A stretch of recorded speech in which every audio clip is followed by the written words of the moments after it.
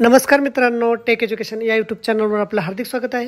बघा, आज विधिमंडळात झालेली चर्चा काय, तर आज आता 7व्या वेतन आयोगाची थकबाकी आपल्याला तिसरा व चौथा हप्ता बाकी आहे, तो तिसरा व चौथा हप्ता मिळणार आहे। अशा प्रकारे आज चर्चा झालेली आहे। त्या संबंधीची माहिती व्हिडिओ पाहणार आहोत। त्यासाठी व्हिडिओ संपूर्ण बघा आणि व्हिडिओ जर शेवटी आवडला लाईक करायला काही कसर करू नका। चला तर व्हिडिओ सुरू करूया।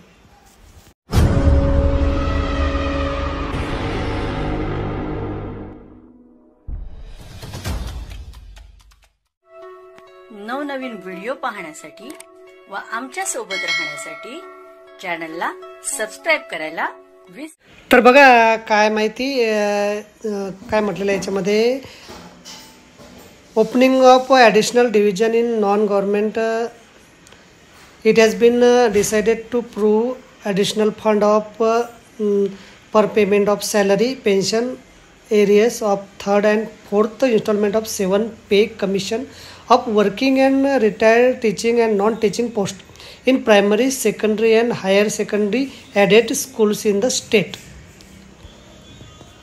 अशासकीय माध्यमिक शाळांमध्ये जादा तुकड्या निवडणे अनिवार्य। बघा, राज्यातील प्राथमिक, माध्यमिक व उच्च माध्यमिक अनुदानित शाळांमधील कार्यरत व सेवानिवृत्त शिक्षक व शिक्षकेतर पदाचे वेतन, निवृत्ती वेतन 7व्या वेतन आयोगाचा तिसरा व चौथा हप्ता प्रदान करण्यासाठी निधीची तरतूद करण्याचं ठरवलं आहे।